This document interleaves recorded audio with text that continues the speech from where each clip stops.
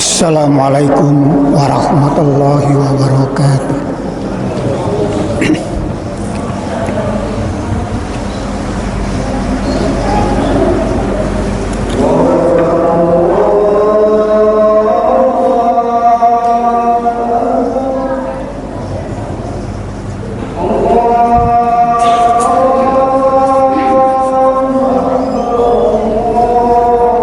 Itu ya, coba begini ya, begitu.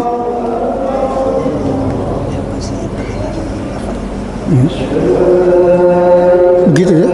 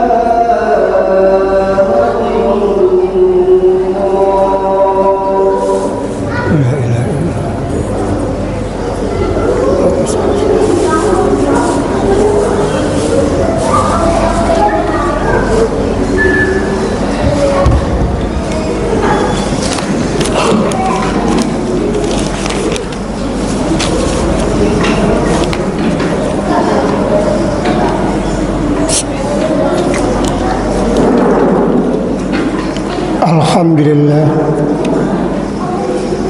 alhamdulillahillazi arsala rasulahu rahmatan lil alamin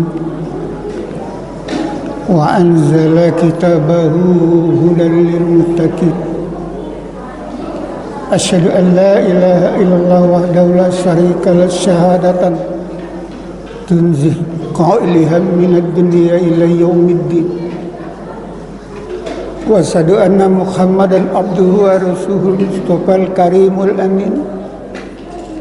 Allahumma shalli wa sallim wa barik ala Muhammadin wa ala alihi wa ashabihi ajmain ma ba'd. Hayya ibadallah, usikum wa nafsi bi taqwallah faqad fazal muttaqin. Qala lahu ta'ala fi kitabihil karim, a'udzu billahi minasy syaithanir rajim, bismillahirrahmanirrahim. Ya ayyuhallazina amanu taqullaha haqqa tuqatih wa la tamutunna illa wa antum muslimun. Ya ayyuhallazina amanu taqullaha wa qulu qawlan sadida yuslih lakum a'malakum fayaghfir lakum dzunubakum wa may yuti'illaha wa rasulahu faqad faza fawzan 'azima. Qala Rasulullah sallallahu alaihi wasallam, taraktu fikum amrayni in tamassaktum bihima lan tadillu abada, kitabullahi wa sunnatu rasul. Sadaqallahul azim wa sadaqa Rasulullah sallallahu alaihi wasallam. Hadirin muslimin rahimakumullah, mari kita sama-sama meningkatkan keimanan dan ketakwaan kita. Hanya dengan iman dan takwa inilah yang paling menentukan bagi kita sebagai hamba-hamba Allah. Kalimatnya memang pendek, tapi muat arti yang sangat luas. Hanya dua kata, iman, takwa. Hadirin muslimin rahimakumullah, sesuai dengan tema pada siang hari ini, saya akan membawakan suatu tema yang amat sangat sederhana, yakni jalan yang lurus atau jalan mardatillah. Dan saya akan berikan satu ayat, yakni Al-An'am ayat 126 yang bunyinya, wa hadza siratal rabbika mustaqima qad fasalnal ayati liqaumi yazakkarun. Yang lebih kurang artinya, inilah jalan Tuhanmu yang lurus, dan kami telah menjelaskan ayat-ayat kami kepada orang-orang yang beriman agar mereka mengetahui.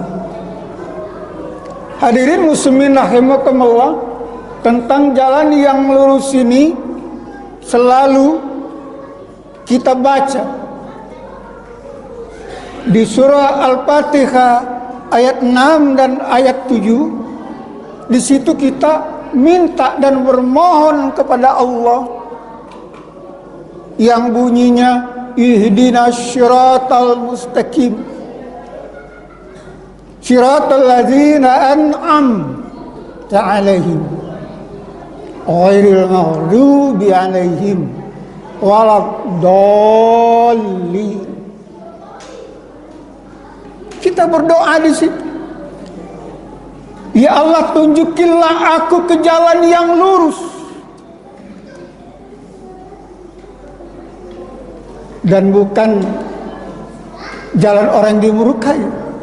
Atau tunjukilah aku jalan yang lurus, ke jalan yang orang-orang kau beri nikmat, bukan jalan orang yang dimurkai, dan pula bukan jalan orang-orang yang dolalah atau sesat.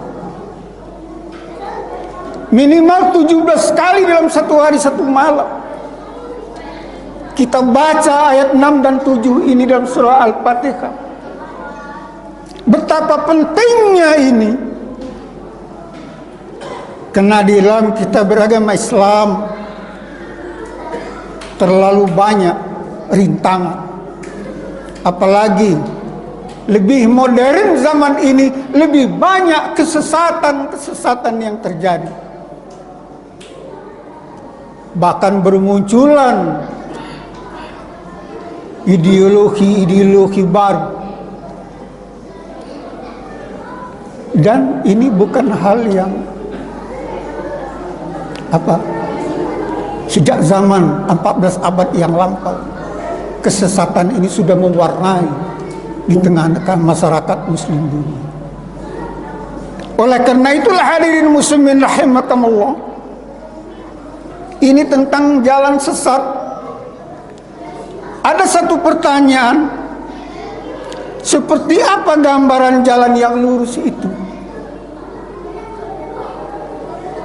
Maka para ulama mentakrifkan ada beberapa hal. Yang pertama itu adalah bertakwa kepada Allah. Sering kita dengar di mimbar, di masjid-masjid, ittaqullah, bertakwalah kepada Allah. Ya ayyuhallazina amanu taqullah haqqa tuqatih wa la tamutunna illa wa antum muslimun. Juga ya ayyuhallazina amanu taqullaha wal tanzur nafsum ma qaddamat lighad wa taqullaha innallaha khabirum bima ta'malun. Artinya bertakwalah kepada Allah dengan sebenar-benarnya takwa, haqqa tuqatih, dengan sebenar-benarnya takwa, dan jangan kita mati atau wafat di dalam tidak keadaan beragama Islam.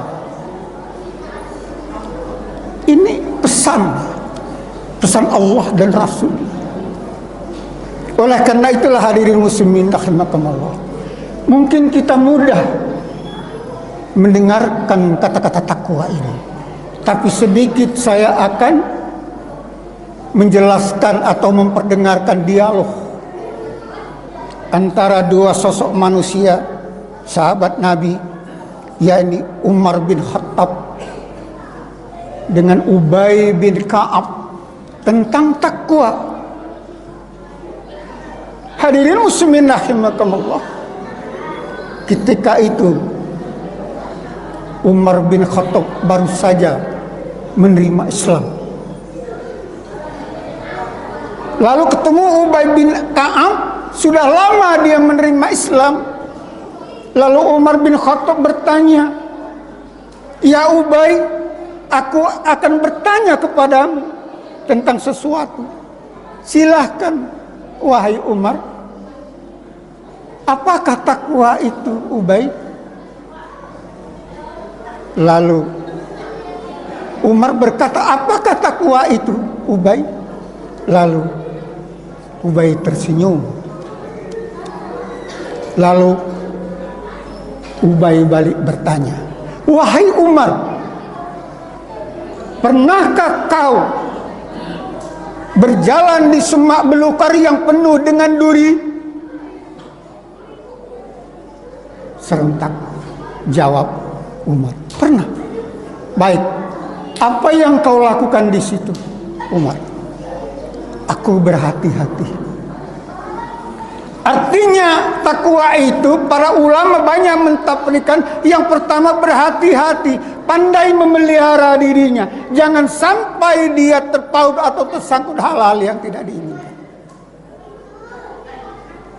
Ada juga para ulama mentafsirkan, menjalankan apa yang diperintah dan menjalankan apa yang dilarang oleh Allah. Itulah takwa. Lalu ada pertanyaan, "Ya Ustaz, apa perbedaan takwa dengan iman?" Iman itu kan termasuk keyakinan kita. Cuman sangat baik sekali manakala ada seseorang yang bertanya, "Apa perbedaan iman dan takwa?" Kalau orang bertakwa belum tentu dia beriman, atau orang yang beriman belum tentu bertakwa. Tapi kalau orang yang bertakwa sudah pasti beriman. Karena yang dipanggil itu, ya ayyuhallazina amanu taqullah.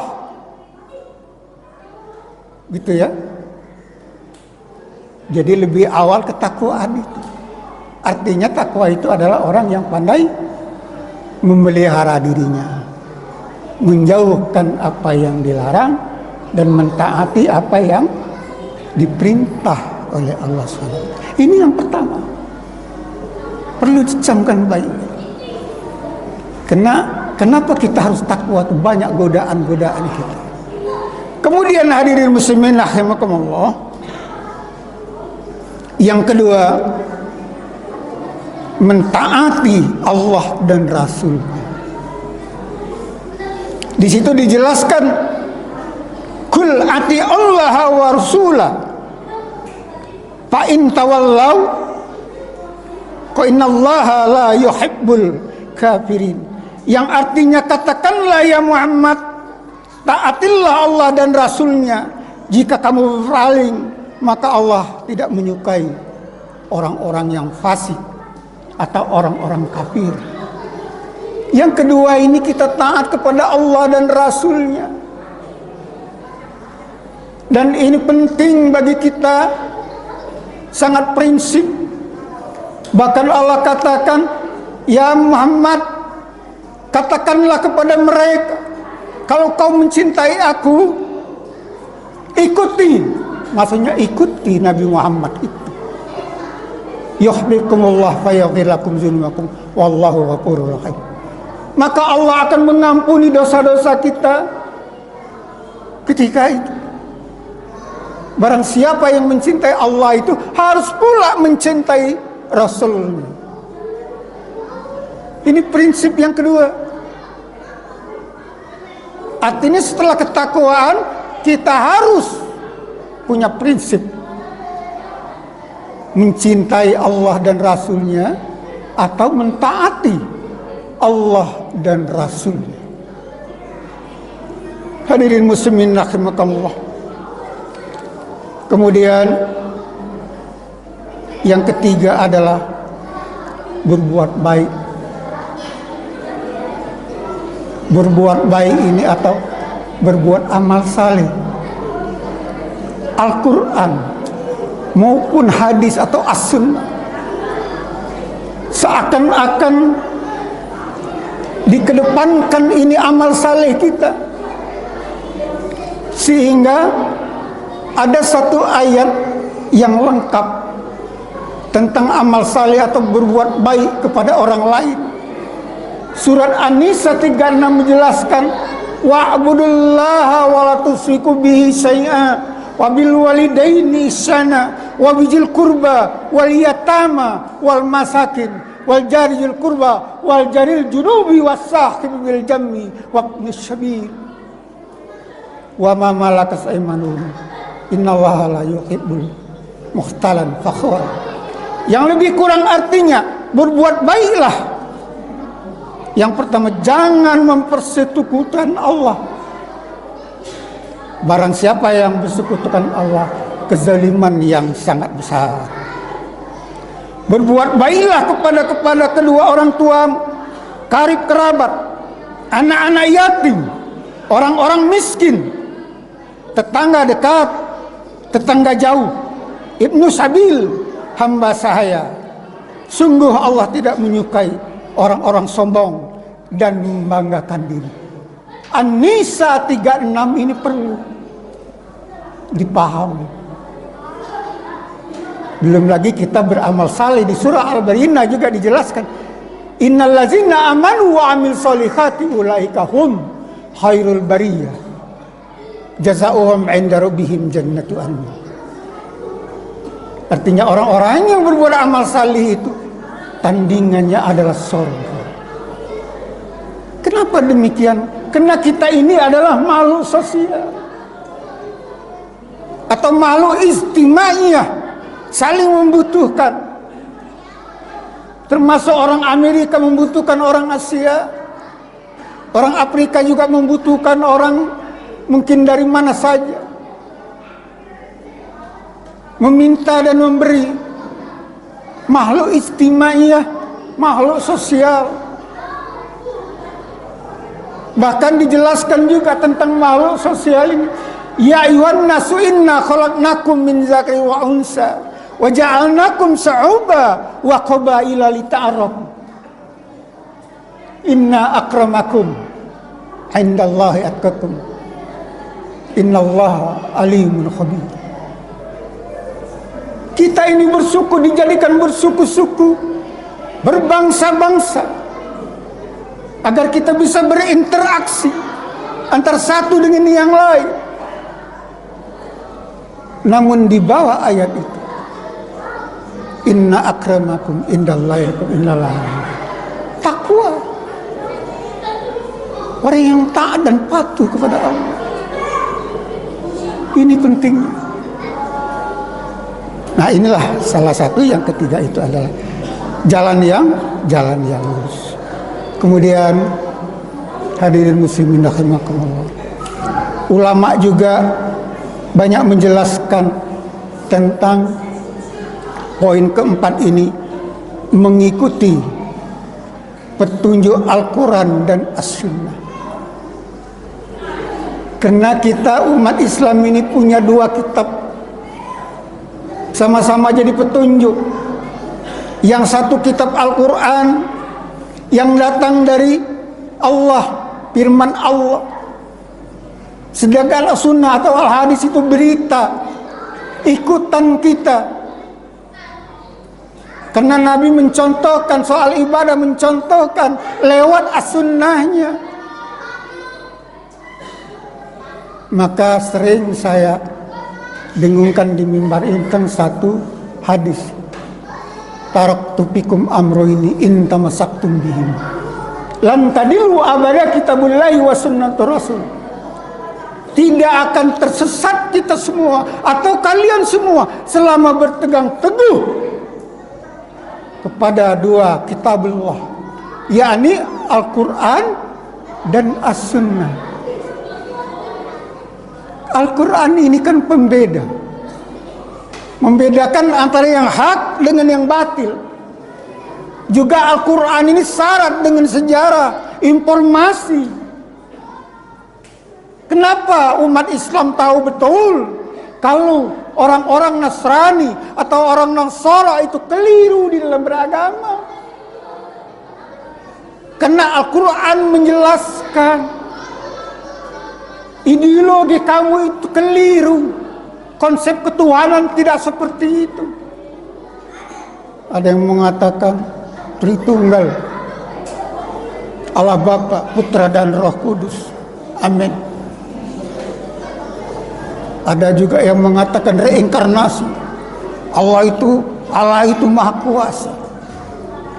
Reinkarnasi. Aku di dalam Bapa, Bapa di dalam aku. Konsep yang keliru. Tapi lihatlah konsep apa yang dibawakan oleh nabi-nabi terdahulu. Apakah itu Nabi Musa, Nabi Daud, Nabi Sulaiman, Adam alaihissalam, termasuk kita umat Islam, hanya konsep satu Tuhan. La ilaha illallah. Kemudian hadirin muslimin rahimakumullah,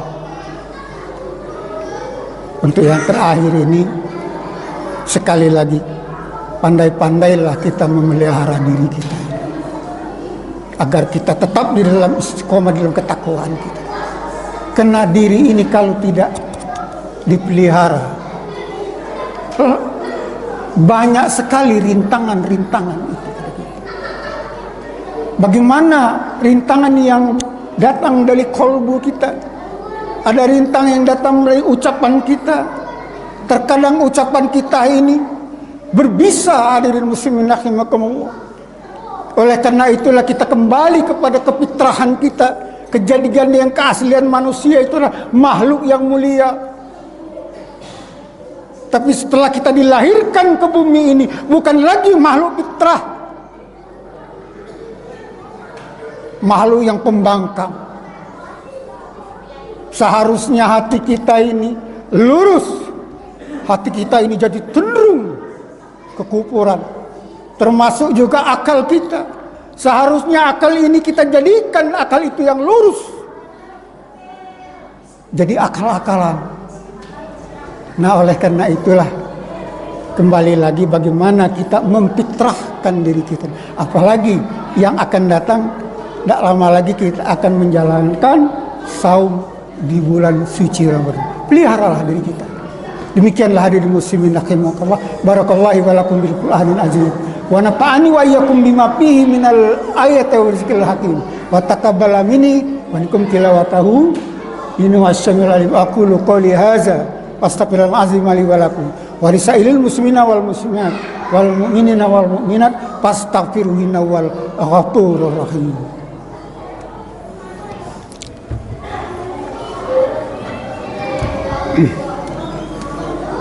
Innal hamdalillah ala ma awhaba hamdah. Asyhadu an la ilaha illallah wahdahu la syarika lahu wa asyhadu anna Muhammadan abduhu wa rasuluhu la nabiyya ba'dahu. Allahumma shalli wa sallim ala Muhammadin wa ala alihi wa sahbihi wa sallam katsiran fa ya ibadallah ittaqullah haqqa tuqatih wa la tamutunna illa wa antum muslimun. Hadirin muslimin rahimakumullah, mari kita sama-sama membadakkan tangan kita berdoa saja. Innallaha wa malaikatahu yusholluna 'alan nabi ya ayyuhallazina amanu shallu 'alaihi wa sallimu taslima.